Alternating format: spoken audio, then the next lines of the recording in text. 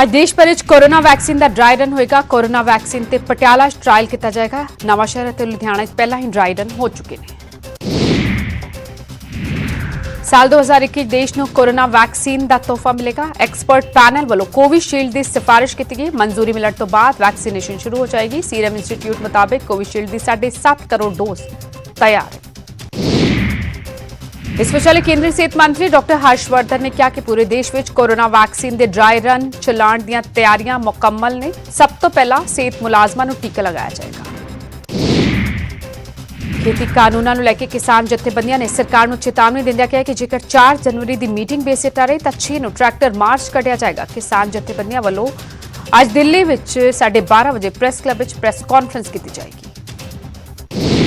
नवे साल मौके मुख्यमंत्री कैप्टन अमरिंदर सिंह लोकां दे रूबरू होए। कैप्टन ने किसानी अंदोलन की शलाघा की ते कहा कि शांतिपूर्ण अंदोलन पूरी दुनिया च मिसाल बनिया है। मुख्यमंत्री कैप्टन ने कोरोना बारे भी गल की ते कहा कि कोरोना के मामले भावें घट रहे हैं पर बचाव अजे भी जरूरी है। बीजेपी आगू तरुण चुग ने पंजाब कांग्रेस से गंभीर इल्जाम लाया। उन्होंने कहा कि कांग्रेस की शह ते किसानों के नां ते भंनतोड़ की जा रही है। उधर अमृतसर किसानों ने बीजेपी नेता तरुण चुग की रिहाइश का घेराव किया ते प्रदर्शन करके खेती कानूनों खिलाफ रोष जताया। उधर हुशियारपुर कुछ लोगों ने बीजेपी आगू तीक्षण सूद के घर के बाहर कूड़ा सुट दिता ते केंद्र खिलाफ जम के प्रदर्शन किया। तरनतारन किसानों ने साबका कैबिनेट मंत्री अनिल जोशी के शोरूम का घेराव किया। किसानों ने विरोध प्रदर्शन कर खेती कानूनों खिलाफ रोष जताया। बटाला साबका मंत्री जगदीश साहनी की रिहाइश का घेराव किया गया। चेतावनी दी कि जे 4 जनवरी की मीटिंग में मसला हल ना होया तो लाल किले पर अपना झंडा लहरा देंगे। लीडरां दे घरां च जबरन प्रदर्शन को लैके मुख्यमंत्री कैप्टन अमरिंदर सिंह ने कहा कि किसी भी दी निजता च दखल देने का किसी नूं अधिकार नहीं है। अजिहियां हरकतां नाल किसान अंदोलन बदनाम हो रहा है। बरनाला मृतक किसान के परिवार को मुआवजा दिवाउण लई किसानों ने डीसी दफ्तर के बाहर प्रदर्शन किया। बरनाला बीजेपी के जिला प्रधान के घर के बाहर धरने दौरान 28 दिसंबर को किसान सुखदेव सिंह की मौत हो गई थी। राज्यसभा सांसद दीपिंदर हुड्डा ट्रैक्टर चला के टिकरी बॉर्डर पहुंचे। उन्होंने सरकार तो 4 जनवरी तो पहला खेती कानून रद्द करने की मांग की। उधर हरियाणा के कांग्रेस आगू रणदीप सुरजेवाला ते कुमारी सैलजा भी सिंघ बॉर्डर पहुंचे। दोवां आगुआं ने लंगर विच सेवा की। इस दौरान सुरजेवाला किसान आगू गुरनाम सिंह चढ़ूनी नूं भी मिले। दिल्ली मोर्चे किसानों की सेवा करने लई डॉक्टर स्वैमान सिंह अमेरिका तो वापस भारत पहुंच गए। स्वैमान सिंह किसानों को न सिर्फ मैडिकल सहूलतां दे रहे हैं बल्कि उन्होंने रहन का प्रबंध भी कर रहे हैं। उधर हरविंदर सिंह ने जर्मनी तो सिंघ बॉर्डर आके किसानों की हिमायत की। उन्होंने कहा कि जर्मनी प्रदर्शन करने तो बाद हुण भारत पहुंचे ने। मुक्तसर साहब तो 400 किलोमीटर का सफर तय करके एक दिव्यांग मोटरसाइकिल से ही टिकरी बॉर्डर जा पहुंचा। पेशे तो दर्जी सुखविंदर सिंह ने कहा कि ये कानून गलत ने जिन्होंने वापस लिया जाना चाहिए। किसान आगू राकेश टिकैत नवे साल किसानी मसला हल होने की आस है। उन्होंने कहा कि खेती कानून रद्द होने तक किसान धरना खत्म नहीं होगा। 88 साल बुजुर्ग किसान संता सिंह पिछले 37 दिनों तो खेती कानूनों खिलाफ दिल्ली मोर्चे डटे हुए हैं। बठिंडा के पिंड फुल के रहने वाले संता सिंह ने कहा कि मंगा मन्ने जाण तक वो इत्थे ही रहेंगे। फरीदकोट के पिंड ढुड्डी तो किसानों का एक होर जत्था दिल्ली मोर्चे लिए रवाना होया। किसानों ने खेती कानूनों नूं बर्बाद करने वाला दस्या। फाजिलका के पिंड हरीपुरा तो 5 ट्रक किन्नू लैके किसान दिल्ली रवाना हुए। किसानों ने कहा कि वो खेती कानून वापस करवा के वापस परतणगे। खेती कानूनों खिलाफ मलोट विकास मंच वालों भुख हड़ताल जारी। इस मौके सुखमनी साहब का पाठ करवाया गया तो किसानों की जित लई अरदास की गई।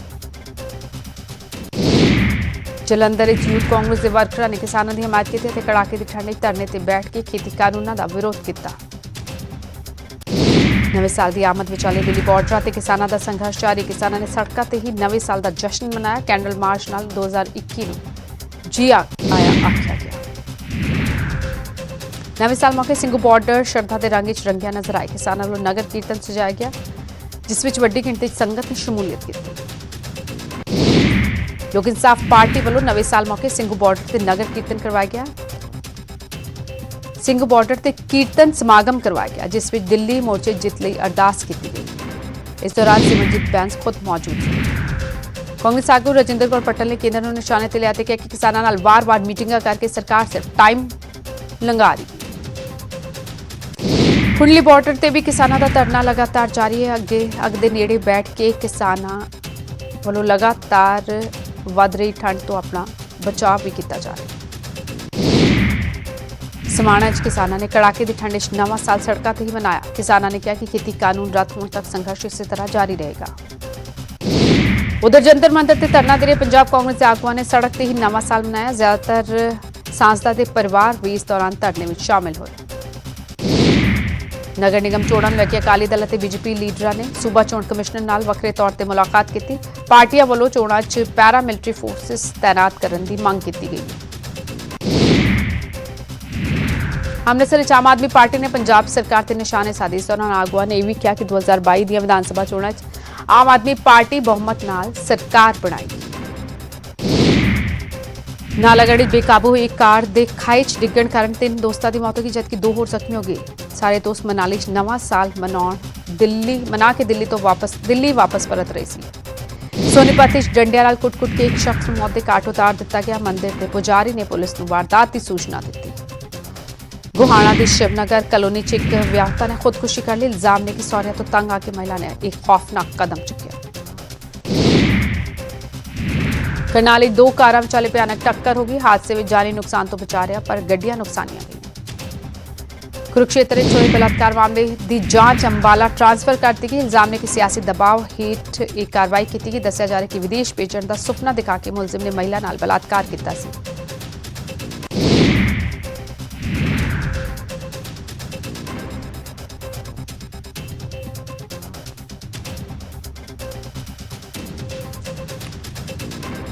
लुधियाना पुलिस वालों विदेश भेजण के नां ते ठगी मारन वालियां खिलाफ कार्रवाई करदियां 83 मामले दर्ज किए गए। पुलिस दीआं 45 टीमां ने इस कार्रवाई नूं अंजाम दिता।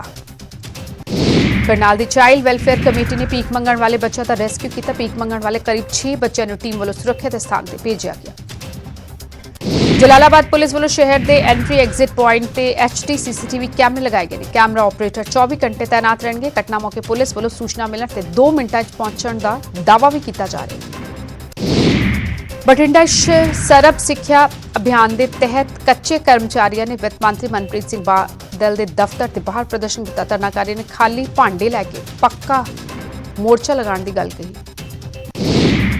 फरीदकोट च सिविल हस्पताल के बाहर पीड़ित परिवार ने जम के प्रदर्शन किया। परिवार ने इल्जाम लाया कि उन्होंने 2 महीने पहला एक महिला डॉक्टर वालों पैसे मंगने की शिकायत की, पर अजे तक कोई कार्रवाई नहीं हुई। फरीदाबाद निकिता कतलकांड मामले 2 महीने बाद भी मंगा ना पूरियां होने से पीड़ित परिवार ने केंद्रीय राज मंत्री कृष्णपाल नाल मुलाकात की। मंत्री ने परिवार में छेती ही इंसाफ का भरोसा दिता। हमीरपुर कैप्टन मृदुल शर्मा को उन्होंने शहीदी दिवस मौके श्रद्धांजलि दी गई। 1 जनवरी 2004 मृदुल शर्मा ने 26 साल की उम्र शहीदी प्राप्त की। धार्मिक स्थानों में भी नवे साल दी रौनक वेखण नूं मिलियां। श्री हरमंदिर साहिब विच वड्डी गिणती संगत नतमस्तक हुई। उधर सुखबीर बादल और हरसिमरत बादल भी साल के पहले दिन दरबार साहब नतमस्तक होने पहुंचे। उन्होंने किसानी संघर्ष की कामयाबी की भी अरदास की। आम आदमी पार्टी के आगुआ ने भी नवे साल की आमद मौके दरबार साहब मत्था टेकिया ते सरबत के भले की अरदास की। नाभा पुलिस ने लोगों को हादसों तो बचाने लई विलक्षण उपराला किया। पुलिस ने दोपहिया वाहन चालकों को हैलमेट दिते वाहनों ते रिफ्लैक्टर भी लगाए। बरनाला पुलिस ने गरीबों को खाना खुआ के नवा साल मनाया। इस मौके ठंड तो बचने लई गरीबों को टोपियां ते दस्ताने वंडे गए। नवे साल मौके गढ़शंकर के नगर काउंसिल दफ्तर सुखमनी साहब का पाठ करवाया गया। इस मौके संगत ने मत्था टेक के गुरु का आशीर्वाद हासिल किया। सूबा सरकार ने ठंड तो बचने लई गरीबों वास्ते रैन बसेरे बनाए ने, पर फाजिलका एक रैन बसेरा अजिहा भी है जिथे ना तो कोई बिस्तर है ना ही सफाई का कोई प्रबंध। पंजाब हरियाणा समेत चंडीगढ़ च बदलवाई ते हल्का मींह पैण नाल ठंड विच होर वाधा होया। मौसम विभाग मुताबिक अज तो 5 दिनों तक रुक रुक के मींह पैण की संभावना है। पहाड़ों में भी बर्फबारी के आसार बने हुए हैं। इस विचाले पूरे उत्तर भारत में ठंड का कहर जारी। ऊना पिछले 15 दिनों तापमान 0 डिग्री तक पहुंच गया।